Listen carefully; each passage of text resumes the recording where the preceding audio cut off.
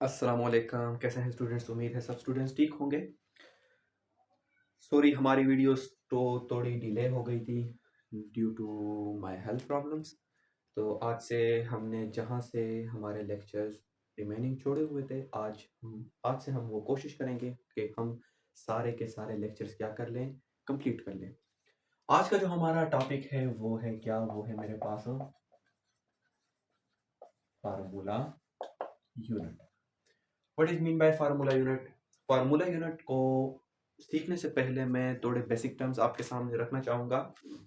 देखें, हमारे पास कंपाउंड जो होते हैं, कंपाउंड्स, आप लोगों ने कंपाउंड पढ़ा होगा। हमारे पास दुनिया में कंपाउंड जो होते हैं, दुनिया में हमारे पास दो टाइप्स के कंपाउंड पाए जाते हैं। एक कंपाउंड को हम बोलते हैं आयनिक कंपाउंड्स। कुछ कंपाउंड्स ऐसे हैं जिनका नाम है आयनिक कंपाउंड्स, और दूसरे कंपाउंड्स को हम बोलते हैं कौन से कंपाउंड? Covalent compounds. मैं बेसिक से पढ़ा रहा हूं, कोशिश है कि आप लोगों को बेसिक से इसकी समझ आ जाए। तो देखें, दुनिया में हमारे पास जो कंपाउंड्स पाए जाते हैं उनके कितने टाइप्स हैं? उनके बेसिकली दो टाइप्स हैं। एक किस्म के कंपाउंड को हम बोलते हैं आयनिक कंपाउंड, और दूसरे टाइप को हम बोलते हैं covalent compound. What is mean bye ionic compound? Ionic compounds वो कंपाउंड्स होते हैं जो बेसिकली, जिनमें जो बॉन्ड बॉन्ड होता है वो बेसिकली कौन सा बॉन्ड पाया जाता है? Ionic bond. यानी वो कंपाउंड जिसमें एक एटम दूसरे एटम से कंबाइन हुआ होता है with the help of which bond? With the help of an ionic bond। ऐसे कंपाउंड्स को हम बोलते हैं आयनिक कंपाउंड्स। यहां तक क्लियर हो गया कि नहीं? आयनिक कंपाउंड की एक दूसरी डिफिनीशन ये भी है कि वो कंपाउंड्स जो बेसिकली बना होता है by the combination of cation and A9. यानी जब कोई केटाइन एनाइन से मिलेगा, positively charge ion negatively charge ion से मिलेगा, और उसके रिजल्ट में जो कंपाउंड बनेगा, ऐसे कंपाउंड को मैं बोलूंगा आयनिक कंपाउंड। फॉर एग्जांपल मैं मिसाल ले लेता हूं, Na पॉजिटिव यानी सोडियम पर जब पॉजिटिव चार्ज हो, जब ये क्लोरीन नेगेटिव से मिल जाता है तो इसके रिजल्ट में एक कंपाउंड बनता है। इस कंपाउंड का नाम है सोडियम क्लोराइड। इस सोडियम क्लोराइड को हम साल्ट भी बोलते हैं, खाने का नमक। आप लोगों के घरों में जो नमक पाया जाता है वो बेसिकली ये NaCl है। अब देखिए, ये NaCl बेसिकली बना है दो ऑपोजिटिवली चार्ज आयन से। जब दो ऑपोजिटिवली चार्ज आयन एक दूसरे से कॉम्बिनेशन में मिले तो इसके रिजल्ट में जो कंपाउंड बना, उस कंपाउंड का नाम था आयनिक कंपाउंड। इन दो आयंस या इन दो कंबाइनिंग स्पीशीज के दरमियान जो बॉन्ड बनेगा, उस बॉन्ड का नाम होता है आयनिक बॉन्ड। तो आयनिक कंपाउंड्स की डिफिनीशन सिंपली आपने सीख ली। आयनिक कंपाउंड को हम या आयनिक बॉन्ड को हम डिटेल से पढ़ेंगे इंशाल्लाह चैप्टर नंबर 4 में। जब हम बॉन्ड्स के चैप्टर को स्टार्ट करेंगे, केमिकल बॉन्ड्स, तो वहां पर हम इंशाल्लाह इनको डिटेल से स्टडी करेंगे। लेकिन फिलहाल हम यहाँ पर ये सीख लेते हैं कि फार्मूला यूनिट किस बला का नाम है। यहां तक क्लियर हो गया कि नहीं? अब देखो, जब ये दो आयंस एक दूसरे से मिले, यहां पर एक कंपाउंड बना जिस कंपाउंड का नाम है सोडियम क्लोराइड। ये बात हमेशा याद रखिएगा कि दुनिया में जितने भी कंपाउंड पाए जाते हैं, हम हर एक कंपाउंड को एक फार्मूले की मदद से रिप्रेजेंट करते हैं, जिस फार्मूले को हम बोलते हैं केमिकल फार्मूला। हमने पहले लेक्चर में केमिकल फार्मूले पर डिटेल से वीडियो बनाई है, सही है? तो ये बात हमेशा याद रखिएगा, आयनिक कंपाउंड को हम जिस केमिकल फार्मूले की मदद से रिप्रेजेंट करते हैं, उस केमिकल फार्मूले का नाम है फार्मूला यूनिट। और कोवेलेंट कंपाउंड्स वो कंपाउंड्स होते हैं जिनमें एटम्स के दरमियान कौन सा बॉन्ड हो? जिनमें एटम्स के दरमियान कोवेलेंट बॉन्ड पाया जाता है। कोवेलेंट बॉन्ड जिन एटम्स के दरमियान आ जाए और उसके रिजल्ट में जो कंपाउंड बनेगा, उस कंपाउंड का नाम होगा कोवेलेंट कंपाउंड। कोवेलेंट कंपाउंड को हम कौन कौन से फार्मूले से रिप्रेजेंट करते हैं? कोवेलेंट कंपाउंड को हम एम्पिरिकल फार्मूले की मदद से भी रिप्रेजेंट कर सकते हैं, और साथ साथ में हम इसको मॉलिक्यूलर फार्मूले की मदद से भी रिप्रेजेंट कर सकते हैं। आई होप यहां तक आप लोगों को, मतलब अभी आप लोगों का बेसिक क्लियर हुआ होगा कि बेसिकली फार्मूला यूनिट किस बला का नाम है। Basically formula unit is nothing. Formula unit कुछ भी नहीं है, ये सिंपल और सिर्फ एक केमिकल फार्मूला है। कौन सा केमिकल फार्मूला? जिस केमिकल फार्मूले की मदद से हम लोग रिप्रेजेंट करते हैं आयनिक कंपाउंड को। जिस तरह के हमने लास्ट लेक्चर में बात की थी एम्पिरिकल और मॉलिक्यूलर फार्मूला में, कि एम्पिरिकल और मॉलिक्यूलर फार्मूला की मदद से हम लोग रिप्रेजेंट करते हैं कोवेलेंट कंपाउंड को। लेकिन यहां पर एक छोटा सा पॉइंट याद रखिएगा, एम्पिरिकल फार्मूला एम्पिरिकल फार्मूला हम लोग कोविलेंट कंपाउंड्स के लिए भी यूज कर सकते हैं.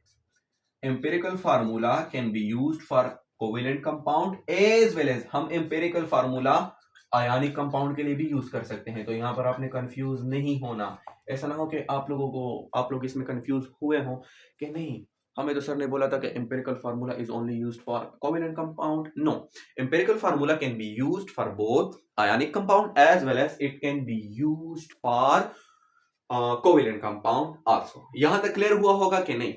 तो अब देखें यहां तक क्लियर है. हम नोट्स बाद में लिखेंगे व्हाइट बोर्ड पर. मैं आप लोगों के लिए नोट्स पॉइंट्स लिख लूंगा बाद में, लेकिन पहले हम बेसिक सीख लेते हैं. यहां पर देखें हमारे पास जो आयनिक कंपाउंड्स होते हैं, हमारे पास जो आयनिक कंपाउंड्स होते हैं, आयनिक कंपाउंड्स जो होते हैं, आयनिक कंपाउंड्स जब भी हम हासिल करते हैं जमीन से, तो ये आयनिक कंपाउंड होते हैं in the form of joint structure. Ionic compound जितने भी आपके पास होते हैं ये बेसिकली हम हासिल करते हैं या ये मौजूद होते हैं in the form of joint structure, यानी बड़े बड़े स्ट्रक्चर की सूरत में ये मौजूद होता है. अगर फॉर एग्जांपल मैं NaCl की मिसाल ले लूं, NaCl सिंपल ऐसा एक फार्मूला यूनिट नहीं पड़ा होगा. फॉर एग्जांपल मैं NaCl को जमीन से हासिल कर रहा हूं, तो ऐसा नहीं होगा कि फॉर एग्जांपल ये पेन एक NaCl है और वो वहां पर अलग पड़ा होगा और मुझे आवाज देगा कि हेलो हेलो हेलो मैं यहाँ पर पड़ा हूं, मैं अकेला हूं. नहीं, जब भी हम किसी आयनिक कंपाउंड को हासिल करेंगे तो वो मौजूद होते हैं in the form of big structure, जिसको हम बोलते हैं जॉइंट स्ट्रक्चर. अब देखें फॉर एग्जांपल NaCl है. NaCl का एक बड़ा सा मैंने ले लिया एक बड़ा सा पत्थर. ये NaCl का मैंने ले लिया एक बड़ा सा पत्थर. इस बड़े पत्थर में NaCl के तकरीबन 1000, 2000, 3000, 4000, 5000, 6000 ब्ला ब्ला ब्ला ब्ला बहुत ज्यादा NaCl मौजूद है. यानी ये एक बड़ा NaCl का जॉइंट स्ट्रक्चर है और इस NaCl के जॉइंट स्ट्रक्चर में ये छोटे छोटे NaCl मिलकर, यानी छोटे छोटे NaCl मिलकर बनाते हैं ये बड़ा सा NaCl का स्ट्रक्चर. अगर मैं इस NaCl के जॉइंट स्ट्रक्चर से सिर्फ और सिर्फ इसका ये एक यूनिट ले लूं, क्या ले लूं? एक यूनिट. मैंने सिर्फ इस पूरे NaCl के चंक से, जॉइंट स्ट्रक्चर से मैं देख लूं कि विजिबल है कि नहीं. हाँ, इस NaCl के जॉइंट स्ट्रक्चर से मैं सिर्फ और सिर्फ ले लूं ये छोटा सा एक यूनिट और इसको मैं क्या कर लूं, इसको मैं ऐसे मैग्नीफाइड कर लूं, यानी मैंने इसको रेजोल्यूशन दे दी, मैंने इसको बड़ा कर लिया, जूम कर लिया. तो इस छोटे NaCl के छोटे यूनिट को, यानी इस NaCl के जॉइंट स्ट्रक्चर से मैंने NaCl का एक छोटा सा यूनिट निकाला. इस NaCl के छोटे यूनिट को, यानी आयनिक कंपाउंड के, ये पूरा मेरे पास क्या था? ये पूरा मेरे पास एक आयनिक कंपाउंड था. आयनिक कंपाउंड के छोटे यूनिट को हम बोलते हैं फार्मूला यूनिट. तो मैं बोल सकता हूं कि the smallest unit of ionic compound is known as formula unit. और ये बात हमेशा याद रखिएगा कि आयनिक कंपाउंड का जो छोटा यूनिट होगा जिसको आपने नाम दिया फार्मूला यूनिट, ये फार्मूला यूनिट एग्जिस्ट करता है ऐसे 3 डायमेंशनल स्ट्रक्चर में. इस स्ट्रक्चर को हम बोलते हैं 3 डायमेंशनल स्ट्रक्चर. इस 3 डायमेंशनल स्ट्रक्चर को हम बोलते हैं क्या? इसको बोला जाता है क्रिस्टल लैटिस. इसको बोला जाता है क्रिस्टल लैटिस. तो मैं अगर आपसे कोई पूछे कि आयनिक कंपाउंड के स्मॉलेस्ट यूनिट, रिपीटिंग यूनिट को क्या बोला जाता है, तो आयनिक कंपाउंड के स्मॉलेस्ट यूनिट को बोला जाता है क्या? Formula unit. और फार्मूला यूनिट जो होता है वो बेसिकली होता है 3 डायमेंशनल स्ट्रक्चर में. और फार्मूला यूनिट के इस 3 डायमेंशनल स्ट्रक्चर को, या आयनिक कंपाउंड के स्मॉलेस्ट यूनिट का जो 3 डायमेंशनल स्ट्रक्चर होता है, 3 डायमेंशनल यूनिट होता है, उसको हम बोलते हैं क्या? Crystal lattice. और इस क्रिस्टल लैटिस में जो आयंस होते हैं वो फिक्स पोजीशन पर मौजूद होते हैं. ये जो मैं ग्रीन कलर से शो कर रहा हूं ये क्या है? बेसिकली वो पॉजिटिवली और नेगेटिवली चार्ज्ड आयन है. तो अगर आपसे कोई पूछे कि आयनिक कंपाउंड के स्मॉलेस्ट यूनिट को क्या बोला जाता है, आयनिक कंपाउंड के स्मॉलेस्ट यूनिट को बोला जाता है formula unit. Formula unit formula unit बोला जाता है। अब देखिए फार्मूला यूनिट जो बेसिकली होता है वो बेसिकली होता है in the form of three dimensional structure. Formula unit का जो स्ट्रक्चर होता है वो क्या होता है, three dimensional structure. Three dimensional structure को हम बोलते हैं क्या, उसको हम बोलते हैं क्रिस्टल लैटिस। क्रिस्टल लैटिस जो होता है, क्रिस्टल लैटिस में जो वो आयंस होते हैं, जिन आयन से वो आयनिक कंपाउंड बना होता है, वो आयंस इस क्रिस्टल लैटिस में फिक्स पोजीशन पर मौजूद होते हैं और इस क्रिस्टल लैटिस से बनता है फार्मूला यूनिट, फार्मूला यूनिट से बनता है आपका आयनिक कंपाउंड। अब देखें फार्मूला यूनिट जो होता है, फार्मूला यूनिट अभी आप लोगों के जहन में ये क्वेश्चन अराइज हुआ होगा कि सर आपने तो बोला कि formula unit is nothing but it is just a chemical formula. बेशक फार्मूला यूनिट जो होता है ये बेसिकली मेरे पास है एक केमिकल फार्मूला, लेकिन केमिकल फार्मूला भी बनाने के लिए आप लोगों को किसी कंपाउंड में एटम्स की अमाउंट का मालूम होना चाहिए। फॉर एग्जांपल मैं सोडियम क्लोराइड के केमिकल फार्मूले को मैं लिख रहा हूँ। इसके केमिकल फार्मूले को मैं लिखता हूँ NaCl। अब मुझे कैसे पता चला कि सोडियम क्लोराइड में एक Na है और एक Cl है। मतलब सवाल है, इंसान के जहन में सवाल क्रिएट हो जाता है, यानी मैंने यहाँ पर लिखा है NaCl में, ऐसा नहीं लिख सकता Na2Cl2, ऐसा भी तो मैं लिख सकता हूँ क्योंकि NaCl है, सोडियम क्लोराइड तो 1000 होंगे। तो देखें जब भी हम केमिस्ट्री में किसी चीज के केमिकल फार्मूले को लिखते हैं तो केमिकल फार्मूले को लिखने से पहले हमें उस कंपाउंड के स्ट्रक्चर का पता होना चाहिए, सही है, उस कंपाउंड में एटम्स के अरेंजमेंट का पता होना चाहिए। तो हमने फार्मूला यूनिट में क्रिस्टल लैटिस की बात इसलिए की क्योंकि क्रिस्टल लैटिस की मदद से हमें यह पता लग जाएगा कि के इस कंपाउंड में, यानी इस आयनिक कंपाउंड में जो आयंस हैं वो एक दूसरे के साथ कौन सी रेशियो में मौजूद है। क्लियर हो गया कि नहीं। जब हम क्रिस्टल लैटिस से रेशियो को मालूम कर लेंगे कि फॉर एग्जांपल Na और Cl 1:1 में मौजूद है, तो हम फिर बोल सकते हैं कि सोडियम क्लोराइड का जो फार्मूला होगा, जो फार्मूला यूनिट होगा, वो बेसिकली होगा Na1Cl1। तो इसलिए हम क्रिस्टल लैटिस की बात करते हैं। तो आई होप यहाँ तक आप लोगों को क्लियर हुआ होगा। अब मैं आप लोगों के सामने कुछ नोट्स बनाऊंगा, आप लोगों पॉइंट्स लिख दीजिएगा। अच्छा तो देखें फार्मूला यूनिट को हमने डिस्कस किया, अब फार्मूला यूनिट के जरा हम डिफिनीशन देख लें। फार्मूला यूनिट बेसिकली होता है स्मॉलेस्ट रिपीटिंग यूनिट, जिस तरह हमने वो डायग्रामेटिकली समझा। यानी किसी भी आयनिक कंपाउंड जो होता है, फॉर एग्जांपल ये बड़ा मेरे पास एक आयनिक कंपाउंड है, ये आयनिक कंपाउंड बना होगा छोटे छोटे यूनिट से। ये छोटे छोटे यूनिट जो होते हैं, इन छोटे छोटे यूनिट को हम बोलते हैं फार्मूला यूनिट। और दूसरी बात ये है कि ये बेसिकली रिपीट हो रहे हैं आयनिक कंपाउंड में, तो basically formula unit is basically the smallest repeating unit, सही है। दूसरा पॉइंट, फार्मूला यूनिट जो होता है बेसिकली आपके पास जो आयनिक कंपाउंड होते हैं, ionic compound are basically made up of ions.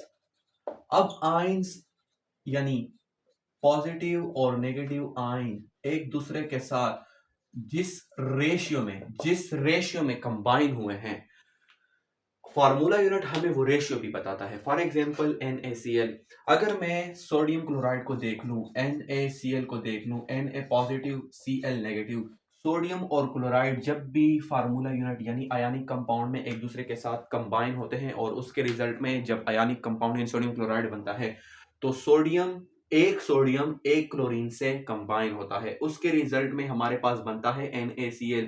तो एक सोडियम एक क्लोरीन, ये जो 1:1 है ये बेसिकली रेशियो बता रहा है। तो फार्मूला यूनिट बेसिकली हमें आयनिक कंपाउंड में आयंस की रेशियो भी बताता है कि आयंस एक दूसरे के साथ यानी पॉजिटिव और नेगेटिव आयन एक दूसरे के साथ कौन सी रेशियो में कंबाइन हुए हैं, उस कंबाइन रेशियो को भी हमारे फार्मूला यूनिट बताता है। आयनिक कंपाउंड जो होते हैं, आयनिक कंपाउंड उसको हम रिप्रेजेंट करते हैं by the help of formula unit. ये जो NaCl मैंने लिखा है, कैल्शियम क्लोराइड मैंने जो लिखा है, ये बेसिकली क्या है, ये बेसिकली फार्मूला यूनिट है। यानी मैंने पहले बात की कि हम कोवेलेंट कंपाउंड को एम्पिरिकल और मॉलिक्यूलर फार्मूला से रिप्रेजेंट करते हैं, उसी तरह हम आयनिक कंपाउंड को फार्मूला यूनिट से रिप्रेजेंट करते हैं। आगे देखें, वहां पर हमने एक थ्री डायमेंशनल स्ट्रक्चर की बात की कि आयनिक कंपाउंड का जो स्मॉलेस्ट यूनिट होता है उसको हम बोलते हैं फार्मूला यूनिट। और फार्मूला यूनिट जो होता है, फार्मूला यूनिट बेसिकली आयन से बना होता है, और पॉजिटिवली चार्ज आयन। अब उस फार्मूला यूनिट के अंदर वो जो आयंस होंगे यानी positive negative positive negative negative positive, वो बेसिकली अरेंज होते हैं in the form of A three dimensional structure. उस थ्री डायमेंशनल स्ट्रक्चर को मैंने नाम दिया क्रिस्टल लैटिस। तो क्रिस्टल लैटिस में जो आयंस होते हैं वो बेसिकली अरेंज होते हैं। इतना तो आप लोगों को पता लग गया होगा। इससे पहले जो आपको मैंने समझाया कि आयनिक कंपाउंड जो होते हैं बेसिकली ऑपोजिटिवली चार्ज आयन से की कॉम्बिनेशन से मिलकर बने होते हैं। अब यहाँ पर सवाल ये क्रिएट हो जाता है कि पॉजिटिव चार्ज आयन और नेगेटिव चार्ज आयन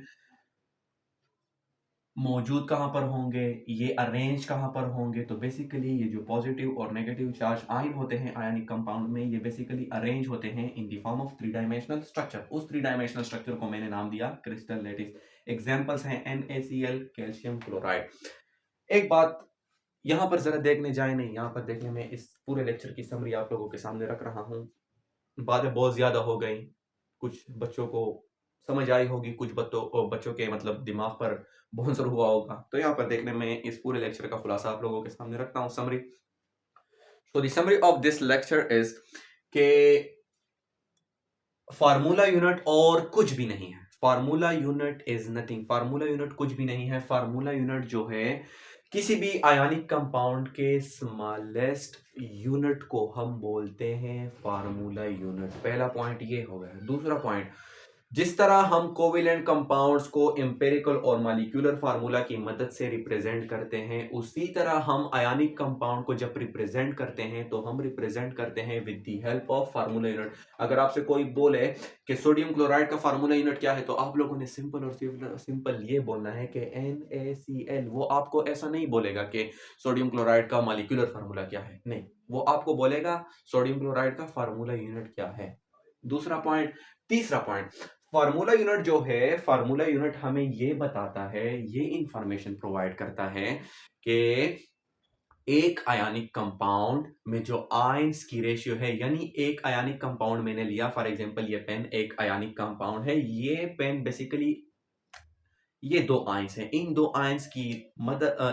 आयंस के कॉम्बिनेशन से मेरे पास बना है आयनिक कंपाउंड।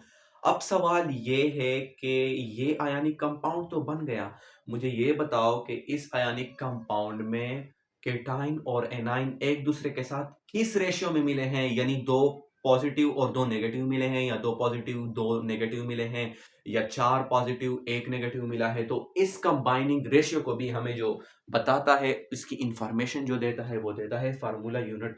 तो आई होप आज के लेक्चर की आपको समझ आई होगी। बेशक आज थोड़ा अंधेरा है क्योंकि there is some sort of electricity problem, तो इंशाल्लाह वो हल हो जाएगी। तो आई होप आप लोगों को लेक्चर की समझ आई होगी, और अगर फिर भी समझ ना आए तो एक दफ़ा लेक्चर फिर से स्टार्ट से देख लीजिएगा, सही है। रही बात एम्पिरिकल मॉलिक्यूलर फार्मूला की, उस पर लेक्चर्स मौजूद है। Thank you very much.